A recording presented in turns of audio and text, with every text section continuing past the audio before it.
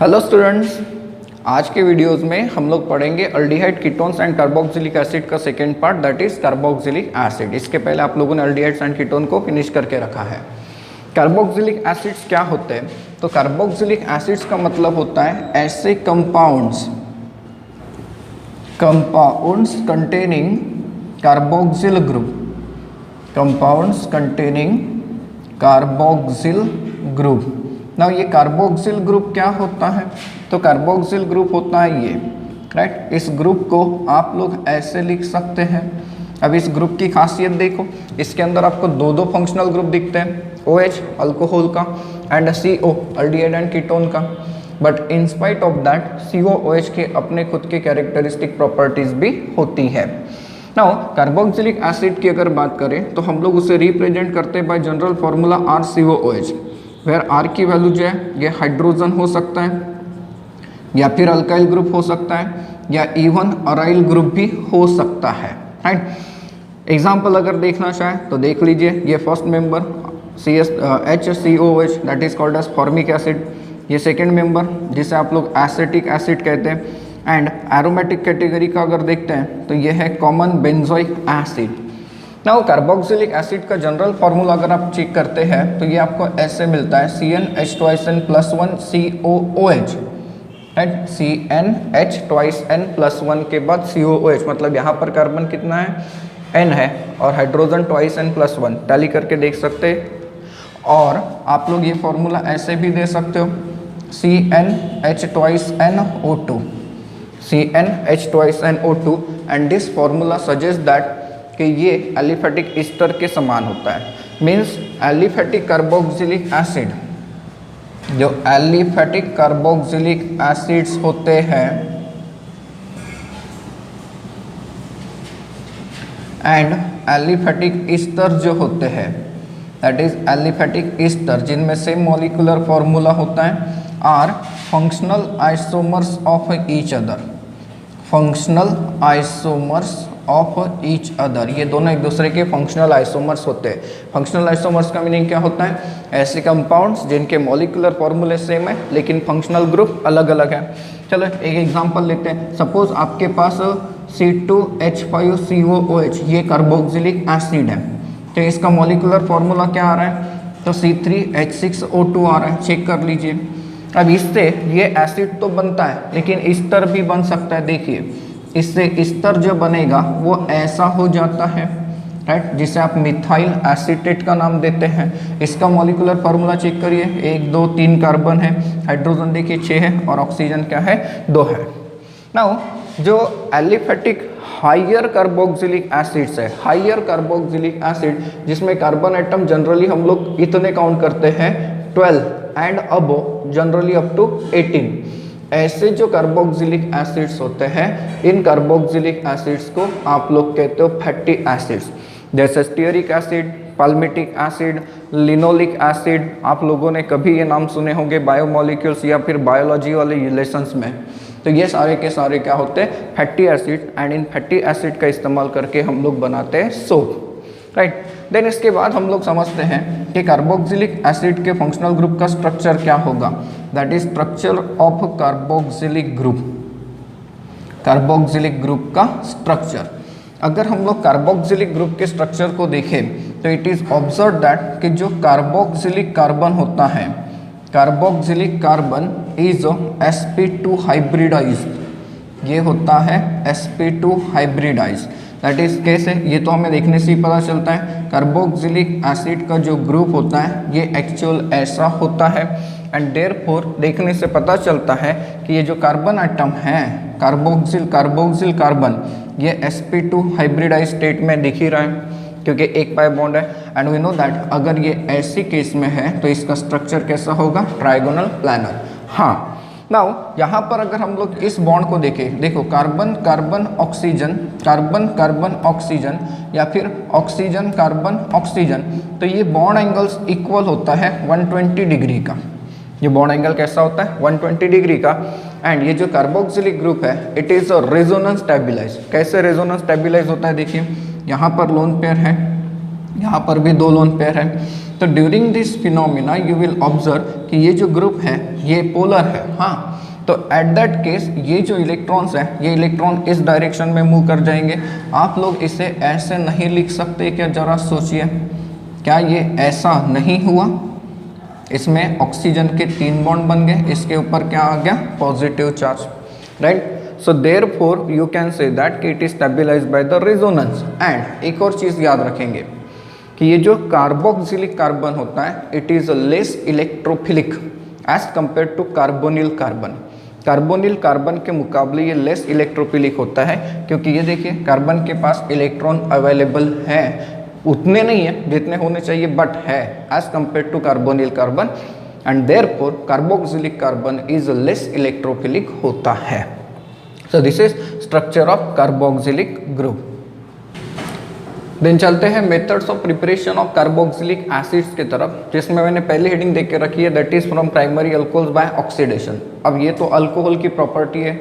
Now primary alcohol की अगर बात करें तो प्राइमरी अल्कोहल को हम लोग रिप्रेजेंट करते हैं बाय RCH2OH, एंड इसका अगर आपने ऑक्सीडेशन कराया by using stronger oxidising agent, for example K2Cr2O7 in presence of dilute H2SO4, जिसे आप लोग एसिडिफाइड पोटेशियम डाइक्रोमेट कहते हो, और आप लोग अगर एसिडिक KMnO4 का इस्तेमाल भी करते हो, तो इन दैट केस ये जो प्राइमरी अल्कोहल है ये प्राइमरी अल्कोहल ऑक्सीडाइज होता है, पहले आपको देता है अल्डिहाइड एंड इसका आगे भी ऑक्सीडेशन होता है और ये हमें देता है कार्बोक्सिलिक एसिड। मीन्स यहाँ पर इंटरमीडिएट बन गया अल्डिहाइड, रिएक्शन रुकती नहीं, अल्डिहाइड का आगे भी ऑक्सीडेशन होता है। यहाँ पर देखो जितने कार्बन एटम अल्कोहल में उतने कार्बन एटम अल्डिहाइड में भी और उतने कार्बन एटम किसके अंदर है? कार्बोक्सिलिक एसिड के अंदर भी है। फॉर एग्जाम्पल इफ अगर आप लोग कोई अल्कोहल लेते हो, जैसे मान लीजिए कि आपके पास ये अल्कोहल प्रेजेंट है, कोई भी प्राइमरी अल्कोहल लीजिए, इट इज़ वैलिड, तो प्राइमरी अल्कोहल है ये।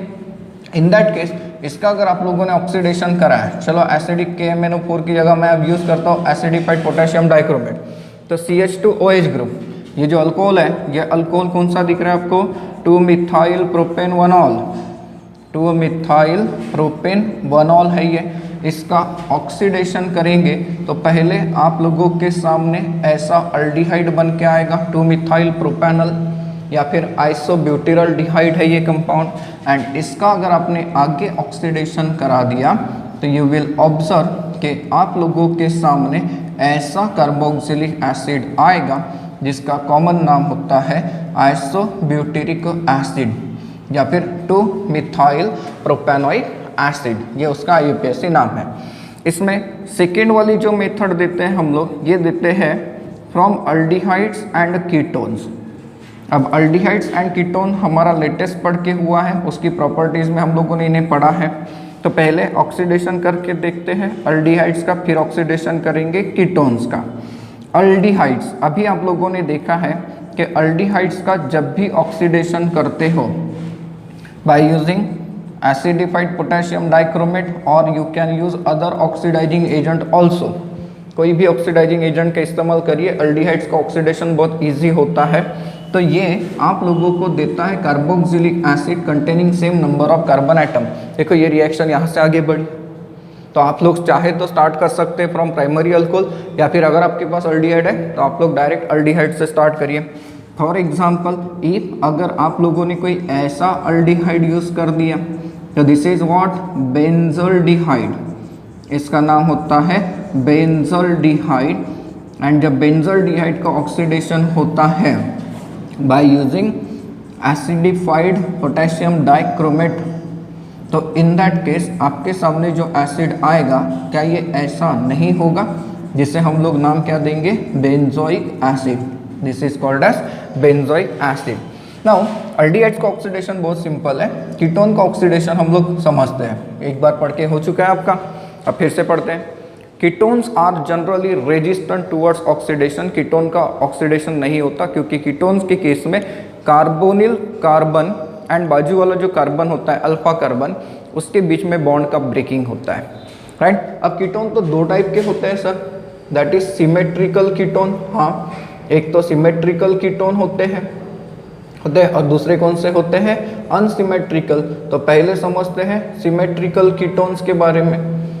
अगर आपके पास सिमेट्रिकल कीटोन है तो इस एग्जांपल को ले लेते हैं। ये देखिए, this is an example of common symmetrical ketone. इसका अगर आप लोग ऑक्सीडेशन लगाते हैं by means of oxidising agent K2Cr2O7 या फिर अगर आप लोग CrO3 लेते हैं इस कंडीशन में, तो इन दैट केस यहाँ पर बॉन्ड ब्रेकिंग होता है। मैंने कहा कि carbonyl carbon and alpha carbon, तो ये कार्बोनिल कार्बन है, ये अल्फा कार्बन है, ये भी अल्फा कार्बन है। तो ऐसे केस में इस बॉन्ड को तोड़ेंगे तो दो फ्रैक्शन, एक फ्रैक्शन दो कार्बन वाला, एक फ्रैक्शन एक कार्बन वाला। तो इन दैट केस आप लोगों को मिलेगा ऐसा एसिड एंड एक जो कार्बन है रिलीज हुआ ये हो जाएगा in the form of CO2 and यहाँ से H2। अब यहाँ पे देखिए 3 कार्बन है, लेकिन कार्बोक्सिलिक एसिड में कितने कार्बन आपको मिले हैं? 2 कार्बन एटम, क्योंकि कीटोन के केस में कार्बन और कार्बन के बीच का बॉन्ड ब्रेक होता है। अगर आप लोग कोई अनसिमेट्रिकल कीटोन लेते हो तो यहाँ पर ट्विस्ट है। अनसिमेट्रिकल कीटोन अगर आप लोग लेते हैं तो उसमें किसका बॉन्ड ब्रेक करेंगे सर? देखिए तो जरा, ये है ब्यूटेन 2,1 है, this is butane 2,1 and this is unsymmetrical ketone. अब इसका अगर आप लोग ऑक्सीडेशन लगाते हो, इसका अगर आप लोग ऑक्सीडेशन लगाते हो बाय दिस ऑक्सीडाइजिंग एजेंट, तो सर अब कौन सा बॉन्ड तोड़े? अब कौन सा बॉन्ड तोड़े? अब आपके पास अल्फा कार्बन ये भी है, अल्फा कार्बन ये भी है, लेकिन इस केस में मैं जो बॉन्ड तोड़ता हूँ वो ये नहीं होता, वो होता है ये बॉन्ड होता है अकॉर्डिंग टू द रूल। एक रूल का नाम हम लोगों ने पढ़ा हुआ है, that is called as Popoff's rule. और पोपप्स रूल का कहना क्या होता है कि जब आप लोग अनसिमेट्रिकल कीटोन का ऑक्सीडेशन करोगे तो ऑक्सीडेशन होते समय कार्बोनिल कार्बन एंड उस अल्फा कार्बन के बीच वाला बॉन्ड आप लोगों को तोड़ना है, कि जिसे तोड़ते समय कार्बोनिल ग्रुप ऐसे अल्काइल ग्रुप के साथ रहेंगे जिसमें कार्बन एटम कम है। तो यहाँ पे कार्बन एटम कितने? 2।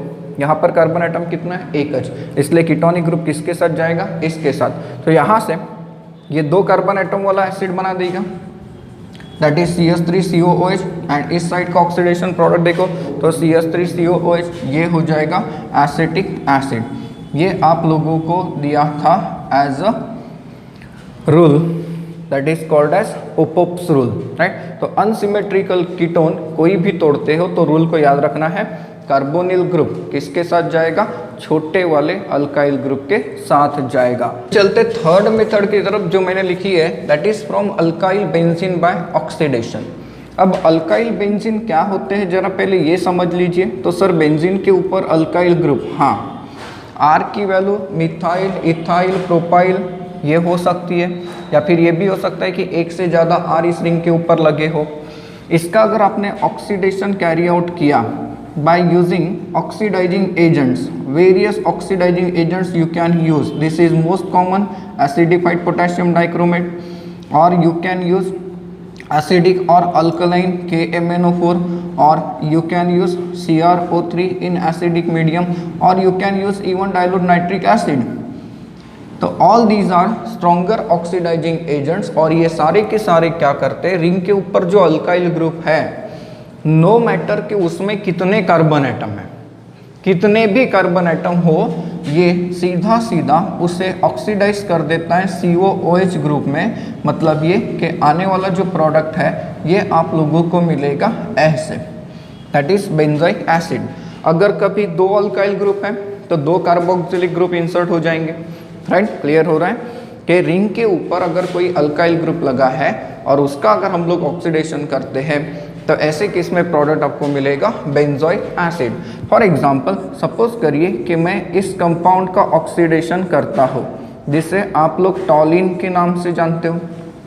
टॉलिन का अगर आपने ऑक्सीडेशन कराया by using any of the oxidising agent, तो अकॉर्डिंग टू दिस रिएक्शन क्या मिलेगा? COOH मिलेगा।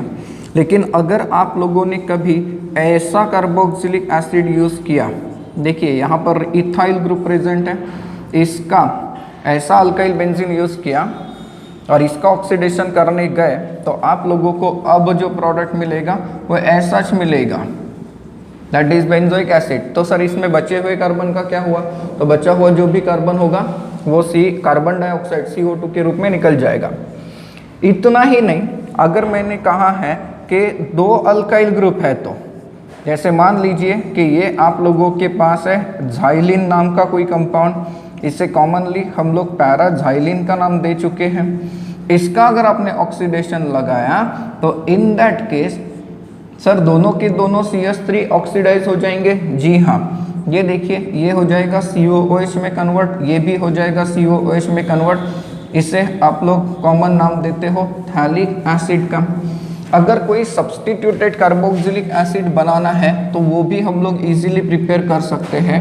देखिए अगर मैंने ये कंपाउंड लिया तो इस कंपाउंड का जो नाम है, इसका नाम आता है 4-नाइट्रोटोलिन आता है, दिस इज 4-नाइट्रोटोलिन। एंड इसका अगर आपने ऑक्सीडेशन करने के बारे में सोचा तो ऑक्सीडाइजेबल ग्रुप कौन सा है? यहाँ पे अल्काइल ग्रुप है, बराबर है। तो अल्काइल ग्रुप का ऑक्सीडेशन करके देखो, अल्काइल ग्रुप का ऑक्सीडेशन करके देखेंगे तो ये हो जाएगा इसमें कन्वर्ट एंड यहाँ पर रहेगा NO2, ये बन जाएगा 4-नाइट्रो बेंजोइक एसिड बनेगा। नाउ एक और चीज के बारे में याद रखो, अगर रिंग के ऊपर कभी मल्टीपल बॉन्डेड ग्रुप है, जैसे मान लीजिए कि आपके पास ये कंपाउंड है, कुछ ऐसा कंपाउंड है जिसे हम लोग कहते हैं phenyl ethyne, it is called as phenyl ethyne and commonly it is called as styrene, इसे हम लोग कॉमनली कहते हैं स्टीरिन। इसका भी अगर आपने ऑक्सीडेशन कराया तो यहाँ पर देखिए बेसिकली तो ये अल्किन का ऑक्सीडेशन हो रहा है, तो इन दैट केस आपके सामने जो प्रोडक्ट आता है ये आता है ऐसे। ये जो ऑक्सीडाइजिंग एजेंट्स हैं ये डबल बॉन्ड्स को भी ऑक्सीडाइज करते हैं। इफ आप लोगों के पास कभी अगर ऐसा कंपाउंड आता है, जरा इसे देखिए, ये कंपाउंड क्या है? तो साइक्लोहेक्सिन है, right, this is cyclohexene. And इसका अगर आपने ऑक्सीडेशन कराया, मैंने अभी बताया कि अल्किन के केस में CH अगर प्रेजेंट है तो वो COOH में कन्वर्ट होता है। यहाँ पर CH है, यहाँ पर CH है, ये कन्वर्ट हो जाएगा COOH में एंड ये भी कन्वर्ट हो जाएगा COOH में। तो आप लोगों के पास ऐसा एसिड आएगा जिसका कॉमन नाम होता है एडिपिक एसिड, राइट। तो अल्काइल बेंजीन का ऑक्सीडेशन काफ़ी इंपॉर्टेंट होता है, इसे बराबर प्रिपेयर करके रखेंगे। अब इस कंपाउंड का ऑक्सीडेशन करने के बारे में सोचो तो सपोज करिए मैं रिंग के ऊपर ये ग्रुप लगा देता हूँ, that is called as what? Tertiary butyl benzene. इसका अब आप लोग ऑक्सीडेशन करने के बारे में सोचिए। सपोज मैं यूज़ करता हूँ K2Cr2O7 in presence of acid. तो सर अभी तक जो हम लोगों ने पढ़ा उसके हिसाब से तो जो टर्शरी ब्यूटाइल ग्रुप है उसका ऑक्सीडेशन होना चाहिए और वहाँ रिंग के ऊपर क्या होना चाहिए? COOH। लेकिन ऐसा अगर सोचते हो तो यू आर रॉन्ग। इस रिएक्शन में कोई भी प्रोडक्ट नहीं मिलता, मतलब नो रिएक्शन। सर ऐसा क्यों? क्योंकि ये टर्शियरी कार्बन है, इसके पास हाइड्रोजन नहीं है। मीन्स अगर रिंग के ऊपर कहीं टर्शियरी ग्रुप लगा है तो उसका ऑक्सीडेशन नहीं होता, राइट। सो ये काफ़ी इंपॉर्टेंट होता है from the entrance point of view. अब आप लोग जरा इस क्वेश्चन को ट्राई करिए। मेरे पास है ये कंपाउंड एसिटिलीन, ठीक है, एसिटिलीन है। मैं इसे आयरन के साथ 873 केल्विन पे हीट करता हूँ, मुझे मिलता है A। इसके ऊपर मैं रिएक्शन अप्लाई करता हूँ CH3Cl in presence of AlCl3, मुझे मिलता है B एंड देन मैं इसका ऑक्सीडेशन करता हूँ। ऐसे आप लोग इस प्रोडक्ट को आइडेंटिफाई करेंगे। हम लोग चौथी मेथड की तरफ चलते हैं, that is from alkyl cyanides. From alkyl cyanides, जिसे आप लोग अल्केन नाइट्राइल्स के नाम से भी जानते हो, इनका यूपीएससी नाम अल्केन नाइट्राइल्स होता है, राइट। एंड यहाँ पर मेथड जो हम लोग अप्लाई करते हैं वो अप्लाई करते हैं हाइड्रोलिसिस। एंड अल्काइल साइनाइड का हाइड्रोलिसिस हम लोग दो तरीके से कैरी आउट कर सकते हैं, जिसमें पहला तरीका होता है एसिडिक हाइड्रोलिसिस। अब एसिडिक हाइड्रोलिसिस के बारे में समझते हैं। अल्काइल साइनाइड्स को हम लोग रिप्रेजेंट करते by RCN and acidic hydrolysis अगर कैरी आउट करना है तो ये लीजिए एसिडिक हाइड्रोलिसिस हो गया। ड्यूरिंग दिस रिएक्शन ये जो साइनाइड ग्रुप है, इस साइनाइड ग्रुप का कन्वर्जन होके आप लोगों को मिलता है करस्पॉन्डिंग कार्बोक्सिलिक एसिड एंड यहाँ से रिलीज हो जाएगा NH4Cl।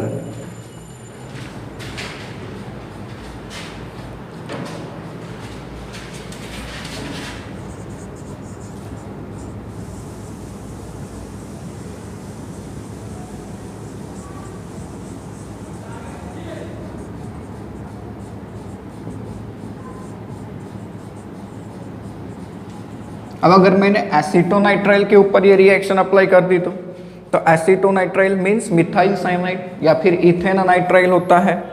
इसका अगर आपने हाइड्रोलिसिस करा दिया तो क्या आप लोगों को ऐसा प्रोडक्ट नहीं मिलेगा जिसे आप लोग एसिटिक एसिड कहते हो। This is called as acetic acid and यहाँ से रिलीज कौन हो जाएगा NH4Cl। You can also apply this reaction to prepare aromatic acid. For example अगर आप लोगों ने इस कंपाउंड के ऊपर ये रिएक्शन अप्लाई कर दी, that is commonly called as benzonitrile. इसे हम लोग बेंजोनाइट्राइल कहते हैं एंड फिनाइल साइनाइड भी आप लोग इसे कह सकते हो। इस कंपाउंड का अगर एसिडिक हाइड्रोलिसिस करते हैं, देखिए अब एसिडिक हाइड्रोलिसिस में ऐसे रिप्रेजेंट कर देता हूँ, कर सकते हैं एसिडिक हाइड्रोलिसिस को इस तरीके से रिप्रेजेंट, तो आने वाला जो प्रोडक्ट हो जाएगा ये हो जाएगा ऐसा, जिसे हम लोग किस नाम से जानते हैं, बेंजोइक एसिड। तो एक चीज़ हमें समझ में आ रही है कि अल्काइल साइनाइड्स का अगर एसिडिक हाइड्रोलिसिस करे तो प्रोडक्ट क्या मिल रहा है, करस्पॉन्डिंग कार्बोक्सिलिक एसिड। नाउ ये जो एसिडिक हाइड्रोलिसिस है, इसके अलावा आप लोग अल्कलाइन हाइड्रोलिसिस भी अप्लाई कर सकते हो।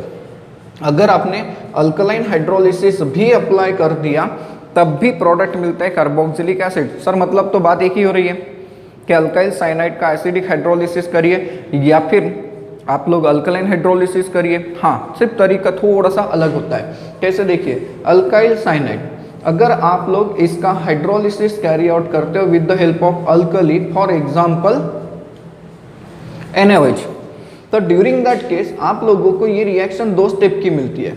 पहली स्टेप में क्या होता है, हमें जो प्रोडक्ट मिलता है, ये प्रोडक्ट मिलता है कुछ ऐसे, देखो हमें जो प्रोडक्ट मिल रहा है, ये प्रोडक्ट मिलता है कुछ ऐसे, that is sodium carboxylate, right. And ये जो सोडियम कार्बोक्सिलेट है, इस सोडियम कार्बोक्सिलेट का जब एसिडिफिकेशन आप लोग कैरी आउट करेंगे, और COONA जब एसिडिफिकेशन कैरी आउट करेंगे तो अब आपके सामने जो प्रोडक्ट आएगा, ये प्रोडक्ट आ जाएगा कार्बोक्सिलिक एसिड। ये ऐसे रिएक्शन होती है। देखो रिएक्शन का प्रोडक्ट तो बिल्कुल सेम आया, एसिडिक हाइड्रोलिसिस करिए या फिर अल्कलाइन हाइड्रोलिसिस करिए, कार्बोक्सिलिक एसिड ही मिल रहा है। लेकिन यहाँ पर जो रिएक्शन है, ये रिएक्शन 2 स्टेप की है।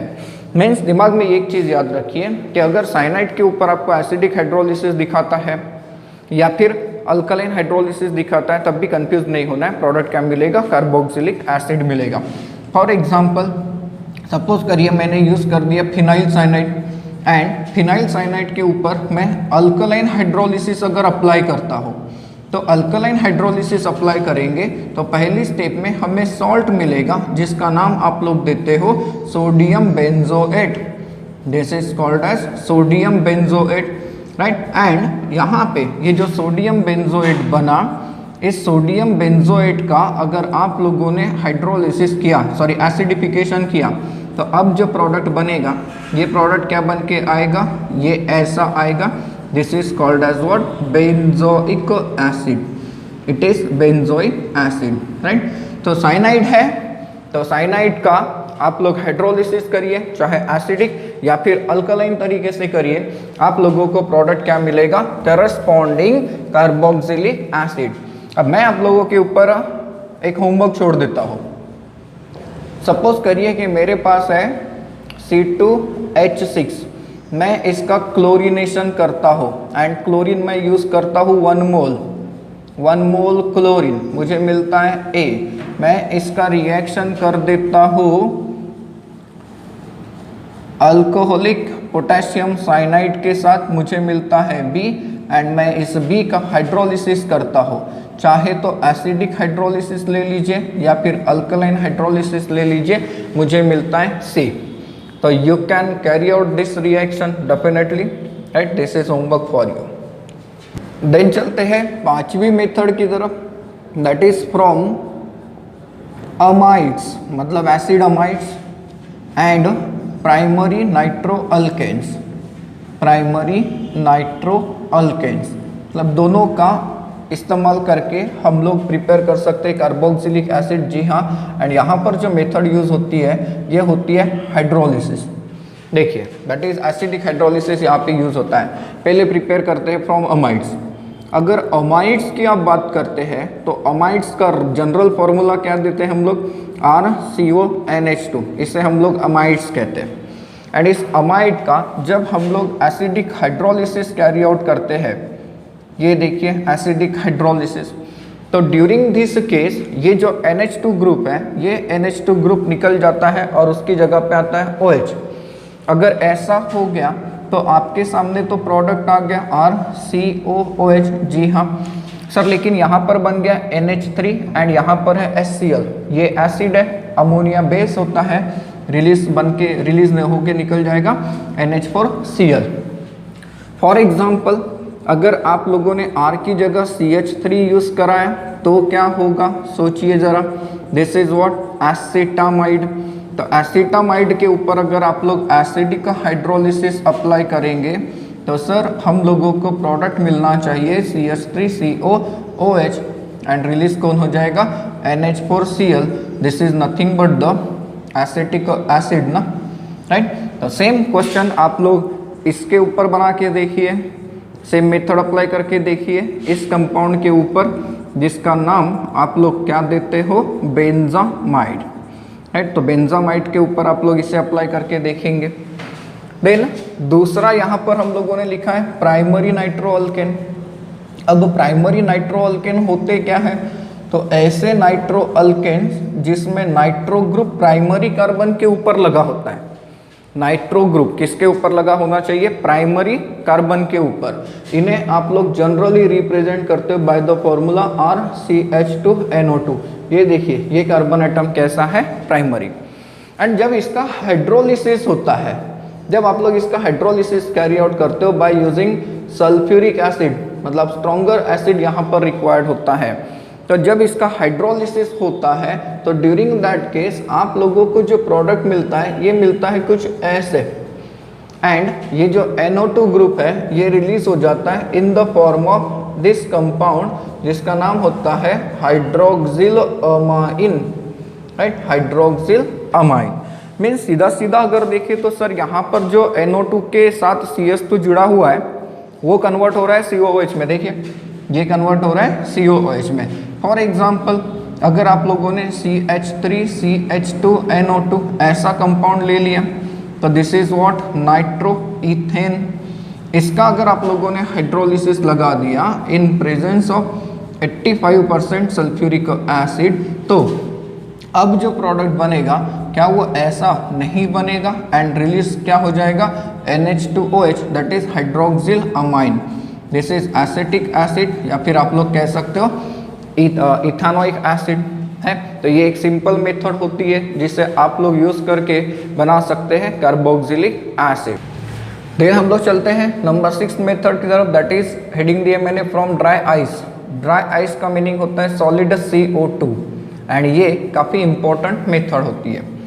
कैसे इंपॉर्टेंट होती है ये आप लोगों को मेथड के वक्त समझ में आ ही जाएगा, क्योंकि इस मेथड में ऐसा कार्बोक्सिलिक एसिड मिलता है जिसमें कार्बन एटम का नंबर 1 से बढ़ जाता है as compare to corresponding reactant, और वो रिएक्टेंट होता है ग्रिग्नार्ड्स रिएजेंट। जब ग्रिग्नार्ड्स रिएजेंट का रिएक्शन हम लोग कार्बोनिल कंपाउंड के साथ ड्राई आइस के साथ कैरी आउट करते हैं, तो इन दैट केस आप लोगों को पहले एक इंटरमीडिएट मिलेगा, फिर उसका हाइड्रोलिसिस करने के बाद आपको करस्पॉन्डिंग कार्बोक्सिलिक एसिड मिलेगा जिसमें एक कार्बन एटम ज़्यादा होगा as compare to Grignard's reagent. कैसे, कार्बन डाइऑक्साइड की अगर बात करें तो कार्बन डाइऑक्साइड को हम ऐसे रिप्रेजेंट कर सकते हैं, एंड ग्रिग्नार्ड्स रिएजेंट की अगर बात करें तो यू नो दैट RMgX। अब ये देखिए ये ऐसा कंपाउंड होता है कि नहीं होता, जरा सोचिए। एंड ग्रिग्नार्ड्स रिएजेंट के साथ रिएक्शन अगर कैरी आउट करते हैं तो that is in presence of dry ether, right. Grignard's reagent की रिएक्शन हमेशा आप कैसे करते हो, ड्राई ईथर के सामने करते हो। तो ये न्यूक्लियोफिलिक का हो गया, न्यूक्लियोफिलिक ग्रुप है, एंड ये इलेक्ट्रोफिलिक कार्बन, ये अटैक कर देगा इस कार्बोनिल कार्बन पे। तो सर R एंड कार्बन इसके बीच में बन जाएगा बॉन्ड, ठीक है, ये बन गया बॉन्ड। लेकिन सर इस कार्बन का 5वां बॉन्ड होगा, नहीं, ये बॉन्ड इस समय शिफ्ट हो जाएगा इस पोजीशन पे। तो इन दैट केस आप लोगों के सामने जो कंपाउंड आएगा, ये कंपाउंड ऐसा हो गया, जिसे आप लोग एडक्ट का नाम दे सकते हो। This is nothing but the addition product. इस एडक्ट का जब आप लोग एसिडिक हाइड्रोलिसिस करते हो, सोचो इसका जब हम लोग एसिडिक हाइड्रोलिसिस करते हैं तो इन दैट केस आप लोगों को वाटर ऐसे ऐड होते हुए दिखेगा। अगर वाटर ऐसे ऐड हो गया तो आने वाला प्रोडक्ट क्या होगा, सोचिए तो जरा, RCOOH एंड रिलीज क्या हो गया, MgXOH। ये तो बहुत बार देखा होगा बाय प्रोडक्ट ग्रिग्नार्ड्स रिएजेंट की रिएक्शन में, एंड प्रोडक्ट क्या मिला, कार्बोक्सिलिक एसिड। इसमें ये जो कार्बन है, ये कार्बन कहाँ से आया, CO2 से आया, इसलिए इसमें ऐसा एसिड मिलेगा जिसमें एक कार्बन एटम ज़्यादा होगा as compare to starting Grignard's reagent. For example suppose करिए कि मैं ड्राई आइस का रिएक्शन लगाता हूँ CH3MgBr के साथ, that is what, methyl magnesium bromide, methyl magnesium bromide in presence of a dry ether. तो सर जैसे न्यूक्लियोफिलिक अटैक होगा उसके हिसाब से सोचिए, क्या आपके पास इंटरमीडिएट जो आएगा, एडक्ट जो आएगा, एडक्ट ऐसा नहीं होगा जिसे आप लोग कहेंगे एडक्ट कुछ इस तरीके से बन जाएगा, राइट, ये अटैक कर देगा यहाँ पे। और इस एडक्ट का जब आप लोग एसिडिक हाइड्रोलिसिस करोगे तो वाटर को आप लोग ऐड कर दीजिए। अब वाटर को ऐसे ऐड होते हुए दिखा है, तो ये लीजिए आपके सामने जो प्रोडक्ट आएगा, ये प्रोडक्ट तो कुछ ऐसा आ जाएगा एंड रिलीज हो गया MgBrOH। This is what, acetic acid, and it is acetic acid.